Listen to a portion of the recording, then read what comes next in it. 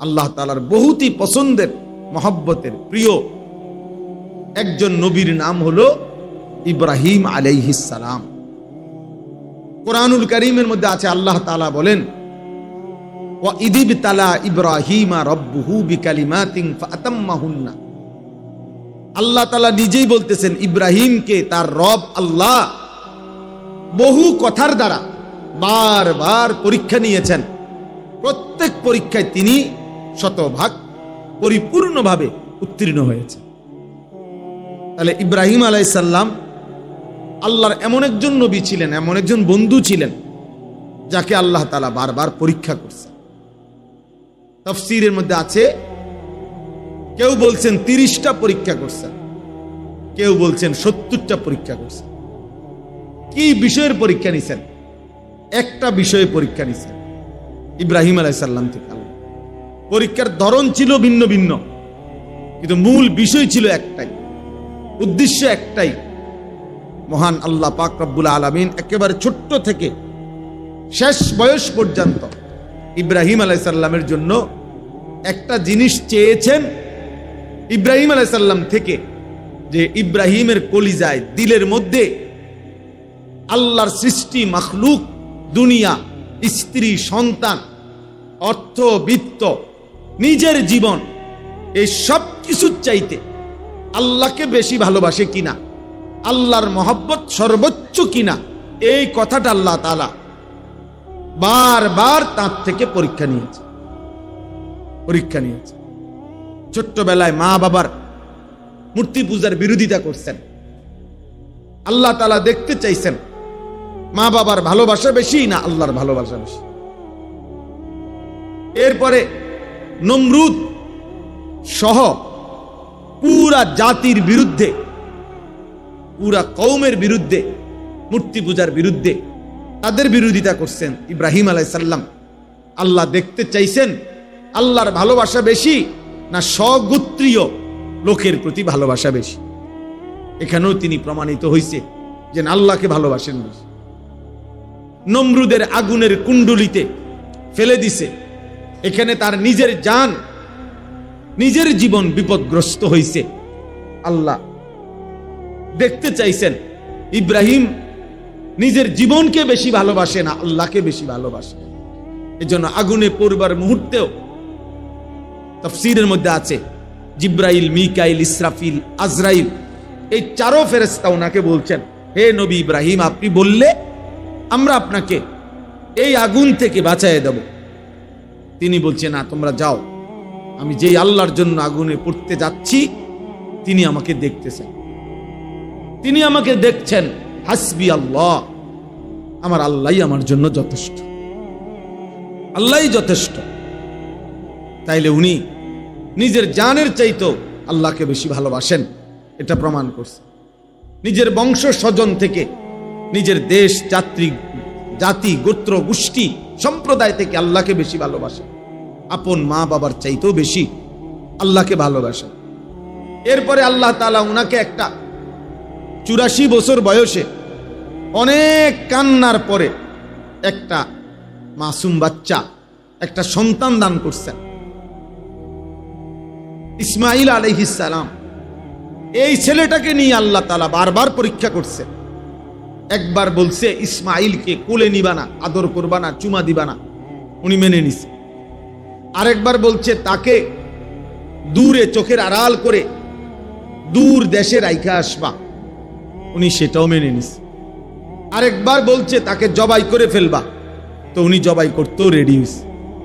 উনি প্রমাণ করছে যে আল্লাহ ছোটবেলায় যেরকম মা বাবার ভালোবাসার চাইতো আপনাকে বেশি ভালোবাসছি, আজকে আবারও প্রমাণ করলাম সন্তানের চাইতো আপনাকে বেশি ভালোবাসি,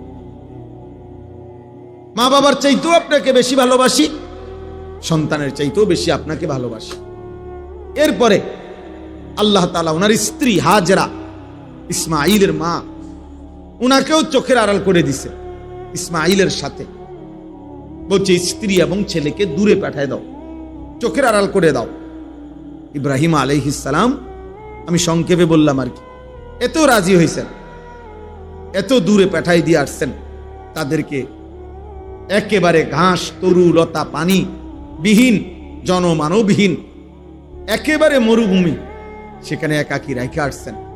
আল্লাহকে প্রমাণ করে দেখাইছেন, আল্লাহ স্ত্রীকে নয় আপনাকে বেশি ভালোবাসে, ছেলেকে নয় আপনাকে বেশি ভালোবাসে, মা বাপকে নয় আপনাকে বেশি ভালোবাসে, আত্মীয় স্বজন বংশধরকে নয় আপনাকে বেশি ভালোবাসে, আমার নিজের জীবন নয় আপনাকে বেশি ভালোবাসে। তাহলে কাকে বেশি ভালোবাসেন? আল্লাহকে। আল্লাহকে। এই কথাইটা আল্লাহ তাআলা স্ত্রীর মাধ্যমে, ছেলের মাধ্যমে, ওনার নিজের জীবনের মাধ্যমে, মা বাবার মাধ্যমে, বংশধর আত্মীয় স্বজনের মাধ্যমে সব আঙ্গিকে আল্লাহ ওনার থেকে পরীক্ষা নিছে। উনি সব পাবেই উনি টিকছে, উনি জিতছে, উনি উত্তীর্ণ হয়েছে। উনি বারবারই আল্লাহকে প্রমাণ করছে, আমি আপনাকেই ভালোবাসি, আপনাকেই বেশি ভালোবাসি। এই জন্য বাপ, একজন মুমিনের, মুসলমানের সবচেয়ে বেশি ভালোবাসা আল্লাহর জন্য। কোরআন আল্লাহকে বলছে, কোরআনে আল্লাহ বলছেন, ওয়াল্লাযীনা আমানু আশাদ্দু হুব্বাল লিল্লাহ। যারা মুমিন, যারা ঈমানদার, আল্লাহ নিজে বলতেছেন তাদের সবচেয়ে বেশি ভালোবাসা লিল্লাহ, আল্লাহর জন্য, আল্লাহর জন্য, আল্লাহর জন্য।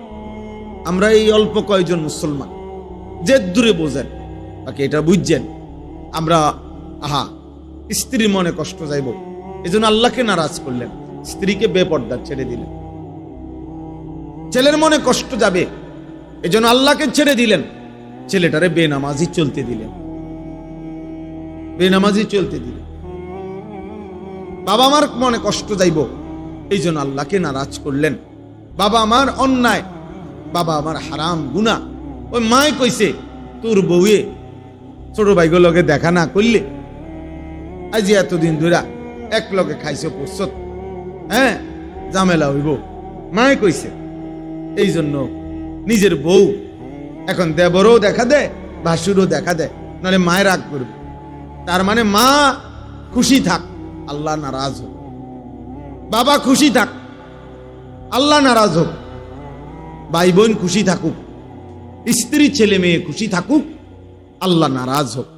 এজন্য বারবার আমরা নারাজ করি আল্লাহকে, বারবার আমরা খুশি করতে চাই এমন আপনজনদেরকে। অথচ ইব্রাহিম আলাইহিস সালাম বারবার প্রমাণ করছে, আল্লাহ আমি বারবার পরিবার পরিজন, আত্মীয় স্বজন, মা বাপ, স্ত্রী সন্তান, তাদের বিরুদ্ধে, তাদের মোকাবেলায় প্রমাণ করতে চাই যে আমি সবার বিপরীতে আপনাকে বেশি ভালোবাসি, আপনাকে বেশি বেশি ভালোবাসি। এই কথাটা আল্লাহ তাআলা ইব্রাহিম আলাইহিস সালাম থেকে আল্লাহর মহব্বতের পরীক্ষা নিছেন, ভালোবাসার পরীক্ষা নিছেন। আচ্ছা, তো এই পরীক্ষা নিয়ে যখন প্রত্যেক পরীক্ষায় তিনি উত্তীর্ণ হয়েছেন, তো আল্লাহ তাআলা তখন ওনাকে খুশি হয়ে আল্লাহ একটা শ্রেষ্ঠতম দায়িত্ব দিছেন। এই দায়িত্বটা হলো, আল্লাহ যখন তার বান্দার উপরে খুশি হয় তো আল্লাহ তাআলা তাকে একটা উত্তম দায়িত্ব দিছেন। সেটা হলো, ইব্রাহিম এবার আমি আল্লাহ সিদ্ধান্ত নিছি, সারা জীবন যেহেতু তুমি আমার ভালোবাসার প্রমাণ দিছো, এবার আমি আল্লাহ তোমার দ্বারাই আমার নিজের ঘর, আমি আল্লাহর ঘর তোমার হাত দিয়ে বানাবো, তোমার হাতে বানাবো। এই জন্য আল্লাহ তাআলা আদেশ করছেন, ওয়াইদ বাওয়ানা লিইব্রাহিমা মাকানাল বাইত। আল্লাহ বলেন, আমি নিজে ইব্রাহিমের জন্য আমার ঘর কাবার সীমানা নির্ধারণ করে দিলাম, ঠিক করে দিলাম, এত বাই এত, দৈর্ঘ্যে এত, প্রস্থে এত, উচ্চতায় এত, এই সব কিছু আমি আল্লাহ নির্ধারণ করে ঠিক করে দিলাম। ইব্রাহিমকে বললাম, আমি আল্লাহর নকশায়, ম্যাপের উপরে তুমি আমার ঘর পুনরায় নির্মাণ করো, পুনরায় নির্মাণ করো। ইব্রাহিম আলাইহিস সালাম তার প্রিয় সন্তান ইসমাইলকে সাথে নিয়ে এই ঘর পুনর্নির্মাণ করলেন। তাহলে দুইটা জিনিস, এক, আল্লাহ যখন তার কোনো বান্দার উপরে খুশি হয় তো আল্লাহ তাআলা তাকে দ্বীনি উত্তম কোনো কাজ করার সুযোগ দেয়। এজন্য কারো হাতে মসজিদ গড়ে ওঠা, কারো হাতে মাদ্রাসা গড়ে ওঠা, কারো হাতে কোনো দ্বীনি কাজ গড়ে ওঠা, তো এটা প্রমাণ করে যে আল্লাহ তাআলা তার আমল, আল্লাহ তাআলা তার কোনো ভালো কাজ কবুল করছেন, এর পুরস্কার স্বরূপ আল্লাহ তাআলা তাকে দিয়ে তার দ্বীনের কোনো কাজ করাচ্ছেন। এরপরে এই আয়াতের মধ্যে আল্লাহ তাআলা এই কথাটা বলছেন, ওয়াইদ ইয়ারফাউ ইব্রাহিমুল কওয়াইদা মিনাল বাইতি ওয়া ইসমাঈল। হে নবী সাল্লাল্লাহু আলাইহি ওয়াসাল্লাম, স্মরণ করেন আপনি সেই কথা যখন আল্লাহ ইব্রাহিমের মাধ্যমে তার ঘর পুনর্নির্মাণ করালেন এবং তার ছেলে ইসমাঈল সহ। আর এখান থেকে দ্বিতীয় কথা বললাম, এক কথা তো বললাম যে আল্লাহ যখন কারো উত্তম কাজে পছন্দ করে তখন আল্লাহ তাআলা তাকে তার দ্বীনের কোনো কাজে লাগায়। আর দ্বিতীয় কথা এখান থেকে শিক্ষণীয়, প্রত্যেক বাবার উচিত তার সন্তানকে দ্বীনি কাজে শরীক রাখা। বাবা যদি সন্তানকে আগলাইয়ে না রাখে, বাবা যদি সন্তানকে গড়ে না তোলে, আমার ছেলেকে মসজিদ আমি চিনাইতে হবে, আমার ছেলেকে কোরআন আমি চিনাইতে হবে, হুজুর তার হুজুর, আমি তার বাপ, আমার সন্তানের সাথে আমার সম্পর্ক বেশি উস্তাদের চাইতে। উস্তাদ তো উস্তাদ, উনি তো 100 জন ছাত্রের শিক্ষক, কিন্তু এ তো আমার সন্তান। আজকে দুর্ভাগ্য আমাদের হলো এটা, বদনসিব আমাদের অধিকাংশ মানুষ জিফুতের লেগেই, সংসারের লেগেই বাজার করে, ব্যবসা করে, বিদেশ করে, এমনি মুখে বলে, মনের মধ্যে এটা বুঝায় যে সংসারের লেগেই কষ্ট করিয়ে, কিন্তু কষ্ট করে, বাড়ি করে, বিল্ডিং করে, জমি করে, মাথার ঘাম পায়ে ফেলে কামাই করে, কিন্তু যেই ছেলে মেয়ে, যেই স্ত্রী যাদের জন্য বলতেছে আমি এগুলো করতেছি, এদের চরিত্র, এদের ঈমান, এদের আখলাক, এদের নামাজ, এদের বন্দিগি, এদের আচার আচরণের ব্যাপারে উনি একবারই বেখবর। এবারটা বলে সংসারের লাগা কামাই করে, অথচ উনার সংসারের স্ত্রী সন্তান নামাজ পড়ে না, তো আপনি কোন অপদার্থের লাগা কামাই করে? আপনি কোন হাইওয়ানের জন্য কামাই করতে আছেন? বেউকুফ মিয়া, আহাম্মক। তোর ফুতে বেটা 1 ওয়াক্ত নামাজ পড়ে না, তাহলে এটা কিসের কামাই হইল? কিসের সংসার হইল? কার সংসার এটা? কিসের সংসার? স্ত্রী আমার বউ, মানুষের রং চায়, মানুষের বেটা রাস্তা, বউ আমার বলে, কাপড় চোপড়ও কিনে দিলাম আমি, পাউডার চুনু সব যায় আমার, হ্যাঁ, রং চায় রাস্তার মানুষ। এরকম অপদার্থ পুরুষ, এরকম অকর্মণ্য ফালতু লোক, এটা কিসের ব্যাড হইতে এগুলা বলেন? তাইলে এটা তো বোঝা উচিত, এটা তো বোঝা উচিত। আমরা যদি এটা বুঝি যে আমরা আমাদের সংসারের জন্য কষ্ট করতেছি, এত কামাই, এত রোজগারি, এত লাভ যাবে, এই যে মানুষের বাজার, ব্যবসা, আয়, উপার্জন, দেশ বিদেশ, এত কিছু করতেছে, তো এত কিছু যে মানুষটার লেগে করতেছো বেটা, যে সংসারের বউ বাচ্চার লেগা, তো এদের চরিত্র কই? এদের ঈমান কই? এদের আখলাক কই? এদের আল্লাহ কই? এদের রাসূল কই? এদের নামাজ কই? এদের সেজদা কই? তো এইটা কি ধরনের কথা আমি বুঝলাম না, আমি বুঝি না। এটা এর চাইতে বড় আফসোসের কথা কি হইতে পারে? কি হইতে? আমি রোজগার করি যে সন্তানের জন্য, আমার চোখের সামনে সে 1 ওয়াক্ত নামাজও পড়ে না, তো আমি কি রোজগার করলাম? কার লাগে করলাম? কার জন্য করলাম? কেন করলাম? তাই আমার স্ত্রী পর্দা করে না, আমার স্ত্রী নামাজ পড়ে না, তো আমি কার জন্য রোজগার করলাম? আমার ছেলের চুল, চেহারা, লেবাস, পোশাক দেখলে বুঝাই যায় যে বাপের সাথে তার কোনো সম্পর্কই নাই, না চেহারায়, না সুরতে, না কথাবার্তায়, না আচরণে। তো এটা আমনের বাপ হইল কেমনে? আরে আমনের ফুত হইল কেমনে? ইব্রাহিম তো এমন বাপ ছিলেন যিনি এত বড় আল্লাহর ঘর নির্মাণের কাজেও, ছোট্ট ছেলে, 12-13 বছর, 14 বছরের ছেলে মাত্র, কিন্তু আল্লাহর ঘর নির্মাণের এত বড় মহান কাজে উনি ওনার ছেলেকে সঙ্গী রাখছেন, ইসমাঈল ছেলেকে সাথে রাখছেন, বুঝাইছেন যে আমার সন্তানকে, আমার সন্তান ওই কাজই করবে আমি বাপ যা করব, আমি করব আল্লাহর ঘর নির্মাণ, তা আমার সন্তান বুঝি বয়ে বয়ে মোবাইল টিপব, আমার সন্তানও তাই করবে। এটা না বাপ পুতের কথা, সম্পর্ক। দেখেন ইব্রাহিম আলাইহিস সালাম যখন ওই ইসমাইলকে কুরবানি করতে গেছে, তখন ইব্রাহিম আলাইহিস সালাম ওনার ছেলেকে বলছে, বাবা আমি স্বপ্নে দেখছি তোমাকে জবাই করতেছি, এখন আমি সেটা চাচ্ছি করতে, তুমি কি মনে করো? সন্তান সাথে সাথে বলল, ইয়া আবাতি ফাআল মা তু'মার, হে আমার বাবা, আপনাকে আল্লাহ যে আদেশ করেছেন আপনি এক্ষুনি তা পালন করুন।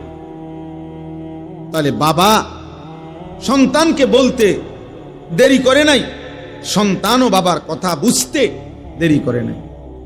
মেজাজ একরকম, বাবাও আল্লাহরে চিনে, সন্তানও কাকে চিনে? আল্লাহকে চিনে, আল্লাহকে চিনে। আজ আমাদের দুর্ভাগ্য, বাবা বইয়ে বইয়ে বিড়ি খায়, পুতে বইয়ে বইয়ে গাঁজা খায়, বাবা বইয়ে বইয়ে টেলিভিশন চায়, পুতে বইয়ে বইয়ে মোবাইল চায়, স্বামী বইয়ে বইয়ে আরেক বেড়ার বেড়ি দেখে, বউয়ে ঘুরতে ঘুরতে আরেক বেড়ারে দেখায়।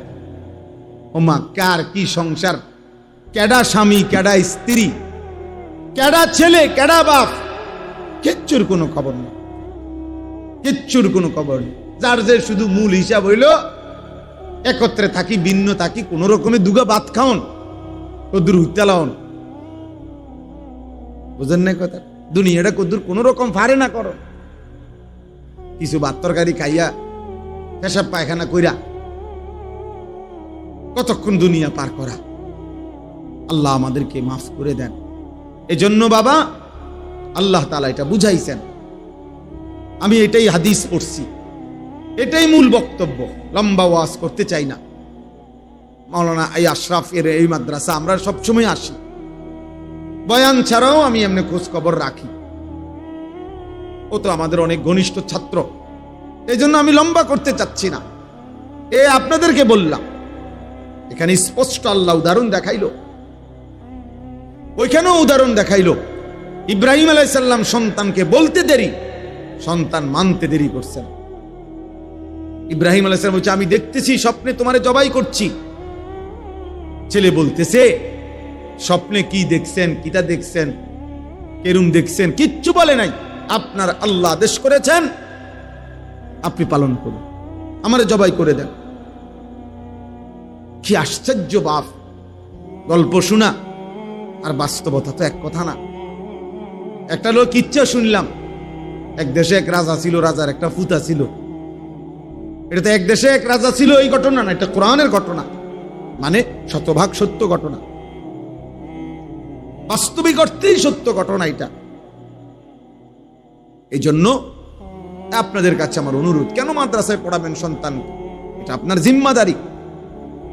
ছেলে মেয়েকে, একটা ছেলে মেয়েকেও, যেই মা বাপ তার একটা সন্তানকেও আল্লাহর কোরআন থেকে বঞ্চিত করেছে, ওই সন্তান বঞ্চিত করেছে ছেলেকে মেয়েকে, ওই মা বাপ নিশ্চিত জালেম।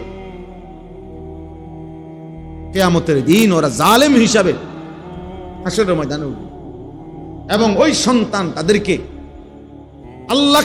আল্লাহর সামনে বিচার প্রার্থী হবে মা বাবার বিরুদ্ধে, এবং মা বাবাকে কিয়ামতের দিন ওই সন্তান, ওই ছেলে, ওই মেয়ে, যে মা বাপ তার সন্তানকে দিন শিখায় নাই, আল্লাহ চিনায় নাই, আখিরাত চিনায় নাই, পরকাল চিনায় নাই, ইবাদত আমলে বাধ্য করে নাই, চেষ্টা করে নাই, দিন রাত্রি ফিকির করে নাই, কিয়ামতের দিন ওই সন্তান নিশ্চিত মনে রাখবেন, ওই মা বাপকে হাসরের ময়দানের কোটি কোটি মানুষের সামনে সন্তান তার মা বাপকে বেইজ্জতি করে, কোনো সন্দেহ নাই।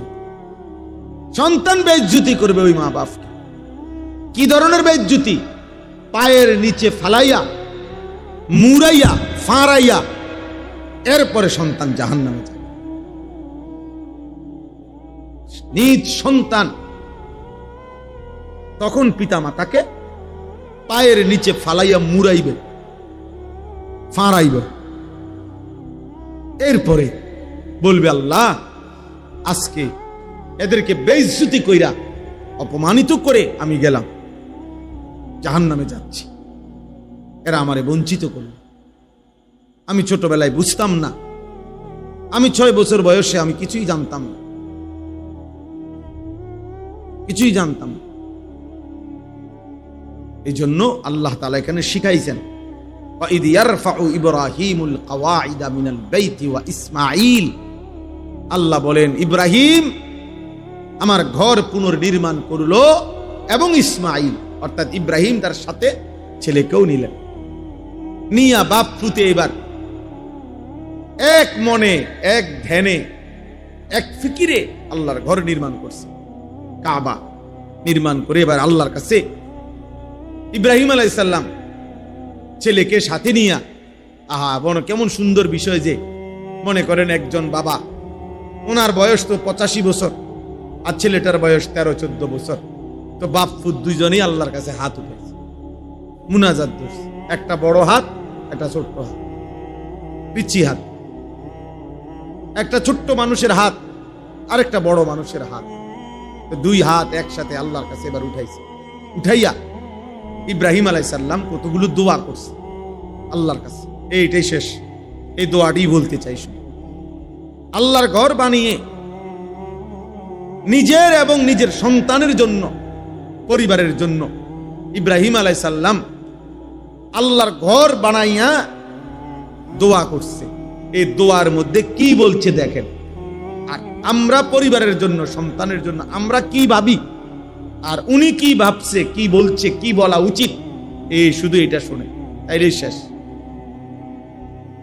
ইব্রাহিম আলাইহিস সালাম ইসমাইলকে সাথে নিয়ে আল্লাহর ঘর কাবা পুনর্নির্মাণ করে আল্লাহর কাছে 2 হাত তুলে দোয়া শুরু করছে। এবার এই দোয়া করতেছে, রব্বানা তাকাব্বাল মিন্না, 1 নম্বর দোয়া, আয় আল্লাহ আমরা পিতা পুত্র মিলে আপনার ঘর নির্মাণ করলাম, রব্বুল আলামিন আমাদের এই খেদমতটুকু আপনি কবুল করে নেন। বাপ পুতের মেহনত আপনার ঘরের জন্য করেছি, আপনার জন্য করেছি, মাওলা আমারও কবুল করে নেন, আমার সন্তানকেও কবুল করে নেন। রব্বানা তাকাব্বাল মিন্না, আমরা 2 জনের খেদমত আপনি কবুল করেন। আমি আমার সাধ্য মতো আপনার ঘর কাজ করেছি, আমার সন্তানের সাধ্য মতো ঘরের কাজ করেছে, কারণ বাপ পুত্র আর সমান সমানই টানছে না, কারণ উনি হলেন সামর্থ্যবান, সে তো বাচ্চা, কিন্তু আপনি আমাদের 2 জনের খেদমত কবুল করেন। ইন্নাকা আনতাস সামিউল আলিম, ইব্রাহিম আলাইহিস সালাম বলেন আল্লাহ আপনি তো সব শুনেন, সব জানেন। আল্লাহ আপনার জন্য করেছি কিনা, আপনার সন্তুষ্টির জন্য ঘর করলাম কিনা, আপনার কাজ করলাম কিনা, দুনিয়ার কেউ যদিও না জানে আপনি তো জানেন, আপনি তো জানেন, আপনি তো সব শুনেন, তাহলে আপনাকে তো আড়াল করার কিছুই নাই। ইন্নাকা আনতাস সামিউল আলিম, আয় মাওলা নিশ্চয়ই আপনি সব শুনেন, সব জানেন, অতএব আপনি আমার দিলের খবরও জানেন, আপনি আমার বাহিরের খবরও জানেন। আমি আমার ছেলেকে কি বলছি আপনি সেটাও শুনেন, আমার ছেলে আমারে কি বলছে তাও আপনি জানেন, সব আপনি শুনেছেন, জানেন। অতএব আপনি আমাদের পিতা পুত্রের এই খেদমত কবুল করে নেন। এই হলো 1। 2 নম্বরে দোয়া, রব্বানা ওয়াজআলনা মুসলিমাইনি লাক।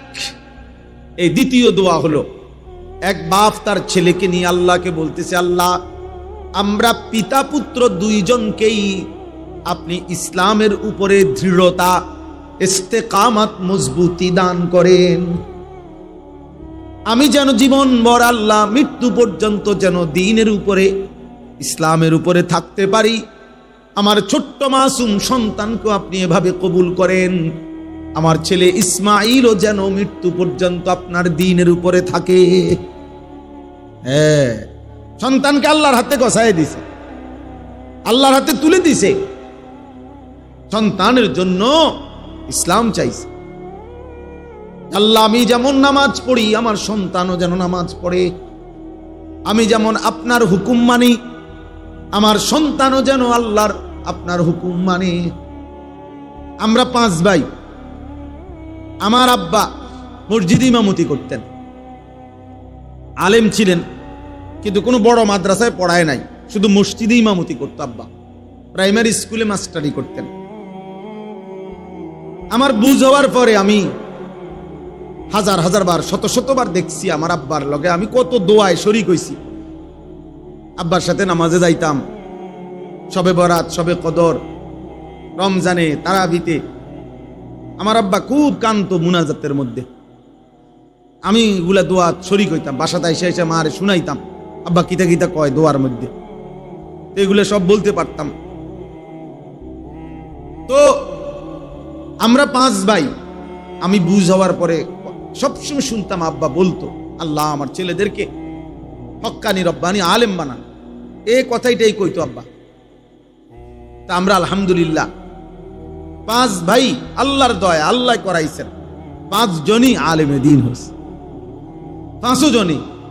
কিন্তু মজার একটা বিষয় হলো আমরা 5 ভাই এই পর্যন্ত বহুবার, আমি একটু কম করছি, বাকি অন্যরা, আমিও সামান্য একবার চেষ্টা করছি ব্যবসায়িক লাইনে টাকা পয়সা খাটাইয়া লাভবান হওয়ার জন্য। আমরা 5 ভাই বহুবার চেষ্টা করছি। এই পর্যন্ত যতবারে আমরা 5 ভাই যে ভাইয়ে ব্যবসায়িক কোনো লাইনে টাকা খাটাইছি বা চেষ্টা করছি, মনে মার খেয়েছি, শক্ত মারি জমের আর ফুঁজিয়ে নাই, একেবারে ফুঁজিয়ে নাই।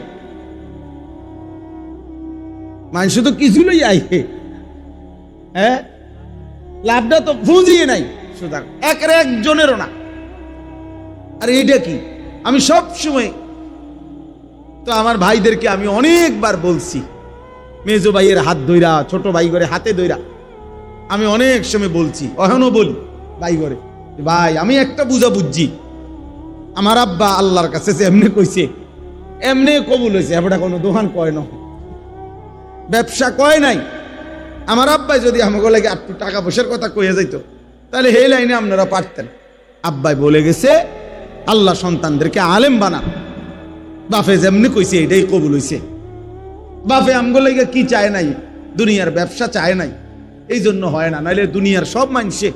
আমার এক বোনজামাই আছে 28 বছর মনে কম পক্ষে, উনি বিদেশ যাইতে চাইছে, উনার সাথে শতবার আমিও ওরম দেখছি, উনি যায় বিদেশ যাইতে আছে, মানে ঢাকা হেনতাই উনার সাথে সবার ফ্লাইট হয়ে গেছে। একবার শুধু জীবনে উনি হে ফাঁসে গেছে, মানে ওই দেশে, যেই দেশে, ওই দেশের এয়ারপোর্টের থেকে ফেরত দিচ্ছে। আল্লাহর দয়া, হেদিকে যাইতে দিচ্ছেন, কি ব্যাপারটা কি? অথচ কত মানুষ কি চলে গেল বিদেশ যাওয়াটা কি খুব কোনো কঠিন কিছু? কথা বলেন না কেন? তাইলে এই আপনাদেরকে বললাম, এটা মনে রাখতে হবে, নিজের সন্তান, নিজের পরিবার পরিজনের জন্য আল্লাহর কাছে দুনিয়া চাওয়ার দরকার নাই, আখিরাত চাইতে হয়। এই যে উনি চাইলেন রব্বানা ওয়াজআলনা মুসলিমাইনি লাক, ইব্রাহিম নবী বললেন, আল্লাহ আমি এবং আমার সন্তান ইসমাইলকে ইসলামের উপরে মজবুতি দান করেন, দৃঢ়তা দান করেন, মৃত্যু পর্যন্ত যেন আমিও আমার সন্তানও দ্বীনের উপরে থাকে, ইসলামের উপরে থাকে।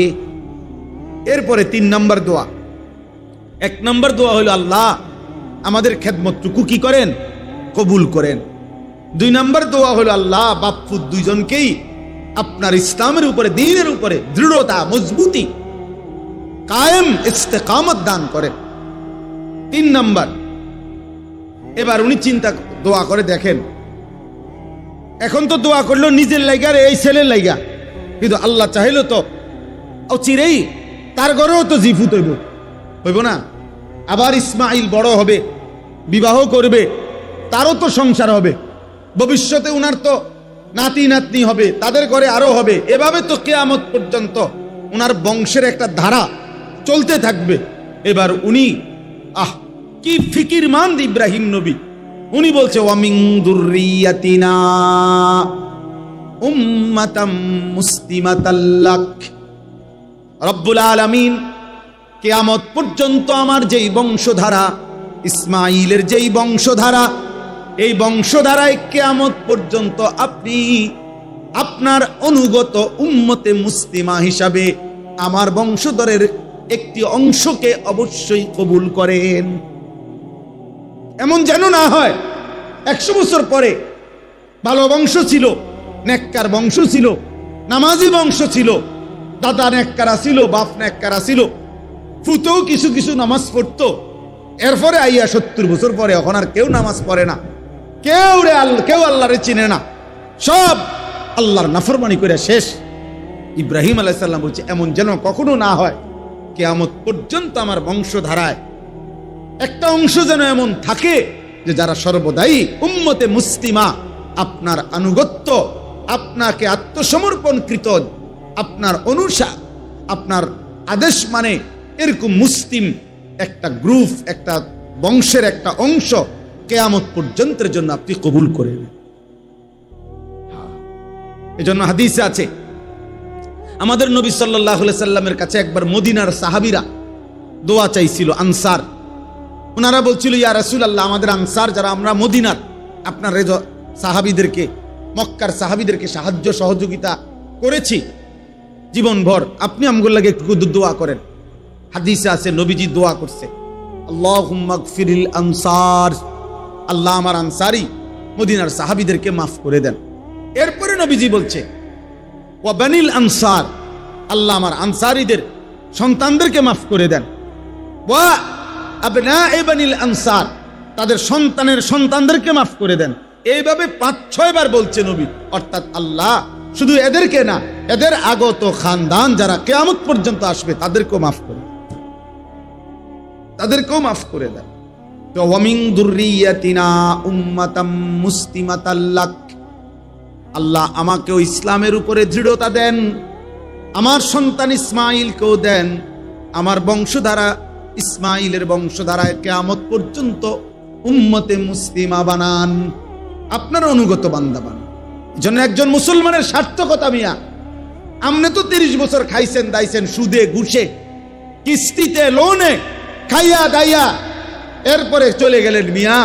এরপরে যদি বংশধর এমন হয় 50 বছর পরে আপনার বংশের কেউ আল্লাহ চিনে না, নবী চিনে না, আখিরাত চিনে না, তো আপনার কবরে সওয়াব যাবে কেমনে? আপনার কবরে সওয়াব যাবে কেমনে? আপনার বংশধর তো আল্লাহই চিনেন, আখিরাতে তো চিনেন। আল্লাহ আমাদেরকে মাফ করে দেন, আল্লাহ আমাদেরকে মাফ করে দেন। এরপরে তিনি বললেন ওয়া আরিনা মানাসিকানা। তাহলে 4 নাম্বার দোয়া ইব্রাহিম আলাইহিস সালাম বলে, আল্লাহ আপনার ইবাদতের যত নিয়ম কানুন, সমস্ত নিয়ম কানুন আপনি আমাদেরকে দেখায়া দেন, বলে দেন, শিখায়া দেন, আমরা যেন আপনার হুকুম মোতাবেক, আপনার কানুন মোতাবেক আপনার প্রতিটা ইবাদত যেন করতে পারি, এটা আপনি আমাদেরকে বলে দেন, পথ বাতলে দেন, আপনি শিখান। অর্থাৎ বুঝাইছে আপনার ইবাদত যেন মন গড়া না করি, বরং আপনার নির্দেশনা মতো যেন করতে পারি, এমন পথ আপনি আমাদেরকে দেখায়। অনেক মানুষ আছে, আহা আমরা নমাজ তো রে বড়া, আপনি জিজ্ঞাসা করেন তাব্বাতিয়াদা সূরা নুরানির বাচ্চা ও শুনলে হাসবো, আত্তাহিয়াতু ফরেন সাসা।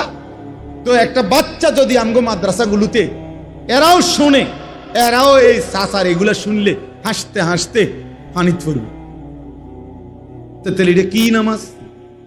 যার সূরা হয় না, যার একটা দোয়া ঠিক নাই, রুকু সেজদা ঠিক নাই, আত্তাহিয়াতুটাও ঠিক মতো পড়তে পারে না, কিচ্ছু পারে না, হেবড়া ওড়ে আর নামে ওড়া কবড়া নামাজ পড়ে, কি নামাজ এটা? এই নামাজের তো কোনো ফায়দা নাই, অশুদ্ধ, ভুল। যেই নামাজ সূরা কেরাত দোয়া কালাম তাসবিহ ভুল, অশুদ্ধ, খোদার কসম ওই নামাজ হবে না, এটা কোনো নামাজ না, নামাজ না। ফালিয়ামাল আমালান সালিহা, আল্লাহ শর্ত করছে কোরআনে, আল্লাহ বলে দিছে, আল্লাহ বলবে বান্দা আমি বলে গেছি, তুমি গুরুত্ব দাও না, এটা তোমার বিষয়, আল্লাহ বলছে তোমরা প্রত্যেকে যদি জান্নাত পেতে চাও, 1 নম্বরে তোমাদের প্রতিটি আমল বিশুদ্ধ করো, বিশুদ্ধ করো, ঈমানকে বিশুদ্ধ করো, দ্বীনকে বিশুদ্ধ করো। আখলিস দীনাকা ইয়াকফিকাল আমালুল কলিল। আমাদের নুরানি এই মাদ্রাসাগুলো যে নুরানি পড়ায়, প্রথম হাদিস 1 নম্বর হাদিস শিখায় এটা, মানে প্রথম কথা আখলিস দীনাকা, তোমার দ্বীনকে খাঁটি করো, ঈমানকে খাঁটি করো, আমলকে খাঁটি করো। এজন্য এখানে তিনি বলছেন আল্লাহ আপনার যত ইবাদত আছে ইবাদতের যাবতীয় নিয়ম কানুন আপনি আমাদেরকে দেখায় দেন, বলে দেন, বাতলায় দেন। ওয়াতুবা আলাইনা, এরপরে বলছেন আল্লাহ যত গুনাহ করেছি, পাপ করেছি, অপরাধ নাই উনাদের, ওনারা নবী, নবীদের কোনো গুনাহ হয় না, তারপরেও বলতেছে আল্লাহ আপনি আমাদের অপরাধ থেকে আমরা তওবা করতেছি, আপনি আমাদের তওবা কবুল করে নেন। গুনাহ মাফ চাইছে, গুনাহ মাফ, নবীদের কোনো গুনাহ নাই, এরপরেও ওনারা গুনাহ মাফ চাইছে। আমাদের গুনায় ভরা, আমরা গুনাহ মাফ চাইতে পারি না, আমরা বসে থাকি। 90 বছর বয়সে বুড়া মিয়া যখন অসল হইয়া, লম্বা হইয়া, সোজা হইয়া যখন শ্বাস টানে, একেবারে নিঃশ্বাস টানতেছে, দম টানতে আছে, এই সময় 100 টাকা দিয়া হুজুর ডাক্কা আনে, হুজুর দিয়া তওবা ভরায়, মস্কারি করে আর আল্লাহর সাথে মস্কারি করে। হ্যাঁ, গুনাহ করলেন আমনে, তওবা ভরায় হুজুরে, ওটা জানেও না কিসের তওবা, ওনা তখন হুঁশে নাই। আল্লাহ আমাদেরকে মাফ করে দেন। ইন্নাকা আনতাত তাওয়াবুর রহিম। এই ইব্রাহিম আলাইহিস সালাম বলেন আল্লাহ নিশ্চয়ই আপনি তওবা কবুলকারী, আপনি দয়াবান, কাজে আপনি আমাদের তওবা কবুল করে নেন, আপনি আমাদেরকে ইবাদতের নিয়ম কানুন দেখাইয়া দেন, আপনি আমাদের বংশধারায় সর্বযুগে মুসলিম হিসাবে কবুল করেন, আপনি আমরা বাপফুতকেও ইসলামের উপরে দৃঢ়তা দেন, আমাদের আমলগুলো কবুল করেন। সর্বশেষ আল্লাহর কাছে ইব্রাহিম নবী বলছে রব্বানা ওয়াবআস ফীহিম রাসূলাম মিনহুম। সুবহানাল্লাহ। ইব্রাহিম আলাইহিস সালাম এবার বলছে আল্লাহ কিয়ামত পর্যন্ত আমার যে বংশধারা আসবে, এই বংশধারাতেই আমি আপনার কাছে বিশেষ দোয়া করছি যে আমার এই বংশধারায়, আমার ইসমাইলের বংশে আপনি আখিরি জামানার নবী, নবী মুহাম্মদ সাল্লাল্লাহু আলাইহি সাল্লাম, সেই আখিরি বন্ধু, আখিরি নবীকে আমার সন্তান ইসমাইলের আমার বংশে আপনি পাঠান। সুবহান। কেন কেন? ইয়াতলু আলাইহিম আয়াতিকা ওয়া ইউআল্লিমুহুমুল কিতাবা ওয়াল হিকমাতা ওয়া ইউযাক্কিহিম। আমার বংশধারাকে কোরআন শিখাবে, কোরআন এবং সুন্নাহর তালিম দিবে, অন্তর পবিত্র করে গুনাহমুক্ত করে দিবে। অর্থাৎ আমার বংশধারাকে যেন জান্নাতের উপযোগী করে বানায়া দেয়, এই জন্য আমি আপনার কাছে আরজি করি, আখিরি নবী মুহাম্মদ, আখিরি পয়গাম্বর, আখিরি বন্ধু আপনি আমার বংশে দান। সুবহান। ইন্নাকা আনতাল আজিজুল হাকিম। এরপরে সর্বশেষ ইব্রাহিম আলাইহিস সালাম বলছে আল্লাহ বেশি চাইছি না আপনার কাছে, যা চাইছি আপনি তার চাইতে বড় আজিজ, ক্ষমতাবান, আপনি আরো বেশি দিতে পারেন, আপনার কাছে আরো বেশি আছে, আরো বেশি আছে। আপনি মহা ক্ষমতাবান, আপনি মহা জ্ঞানী, প্রজ্ঞাময়, কাজে আমি বেশি চাই। তাইলে একজন বাবা তার সন্তান সহ আল্লাহর কাছে কি চাইলেন? আখিরাত চাইলেন, ইবাদত চাইলেন, গুনাহ মাফ চাইলেন, বংশধারাকে যেন আল্লাহ পাক দ্বীনের উপরে রাখে এটা চাইলেন। অতএব আজকে এই শেষ কথা এটাই, আমরা যেন মনে রাখি যে আমাদের এই যে ছোট ছোট বাচ্চা, এই বাচ্চাগুলো যেন দ্বীন শিখে। এটা যেন প্রত্যেকটা বাবার স্বপ্ন হয় যে আমার জীবনে ঘর করে দিলাম আর না দিলাম, বাড়ি করে দিলাম আর না দিলাম, আমার সন্তান, আমার পরিজন যেন আল্লাহকে চিনে সেজদা করে, যেন নামাজ পড়ে, যেন দ্বীন শিখে। আমি ওই যে বললাম আমার বাবার 5 ছেলে, আমরা 2015 সালে আমার আব্বা ইন্তেকাল করছে। আল্লাহর দয়ায় আমার আব্বা জীবিত থাকতে থাকতেই আমরা 5 ভাইয়ের মাদ্রাসার পড়ালেখা শেষ হয়ে গেছিল। আব্বা জীবিত থাকতেই দেখছে আমাদেরকে যে আমরা 5 ভাইয়েরই মাদ্রাসার পড়া শেষ হয়েছে আল্লাহর দয়ায়। তো আব্বা 2015 সালে ইন্তেকালের সময় সন্তানরা আলেম হয়েছে সবাই, কিন্তু আমার আব্বা আমাদের 5 জন ভাইয়ের জন্য কোনো একটা ঘর, বাড়ি, বিল্ডিং করে দিয়ে যাইতে পারে নাই। আমরা সরকারি বাসার মধ্যে থাকতাম, আর একটা ছোট্ট ঘর ছিল, ভাড়া দিতাম অল্প কয় টাকা, সেটা আমরা সবাই থাকার উপযোগী না। কিন্তু 2015 সালে আব্বা যখন ইন্তেকাল করে তখন আমাদের কোনো ভাইয়ের ঘর ছিল না আমাদের, কিন্তু সব ভাই আলেম ছিল তখন, আলহামদুলিল্লাহ। তো পরবর্তী 9 বছরের মাথায়, গত বছর 2024 সাল পর্যন্ত 9 বছরের ব্যবধানে 5 ভাই আলাদা জমিও কিনছি, আলাদা বিল্ডিংও করছি। এখন 5 ভাইয়ের বিল্ডিং আছে, 5 ভাইয়ের বিল্ডিং এতে সোফা আছে, টাইলস আছে, আপনার ফ্যানও ঘুরে, খাট বাড়ি, ফ্ল্যাট বাড়ি, এটি সবার ঘরে আছে। তাহলে কাজেই সোফা, খাট, ফার্নিচার, ফ্ল্যাট বাড়ি, এটি কোনো আশ্চর্য কিছু, আশ্চর্য এটি বাফে যদি করে না দিয়েও যায় তো ফারা যায়। এটি কোনো এত এত আশ্চর্য না যে আপনি সুদের টাকা দিয়া, ঘুষের টাকা দিয়া, কিস্তির টাকা দিয়া, বাটফারি করে, সিটারি করে আমনে থাকতে সোফা বানাই দিয়ে যাই তুইব, নইলে আপনার পুঁতে পারবে না। বুয়া একেবারে বেওকুফ মানুষ এটা বেটা। এগুলো কোনো বিষয় না, বিষয় হলো দিন, বিষয় হলো ঈমান। আমাদের স্বপ্ন থাকবে যে আমি আমার স্ত্রী সন্তানের জন্য দিন ও ঈমানের ফিকির করব। আল্লাহ আমাদেরকে তৌফিক দেন। আজকের এই মাদ্রাসা নূরে মদিনা আল্লাহ কবুল করে নেন। আপনারা সবর করে বসছেন, আল্লাহ আপনাদেরকে উত্তম বিনিময় দান করেন।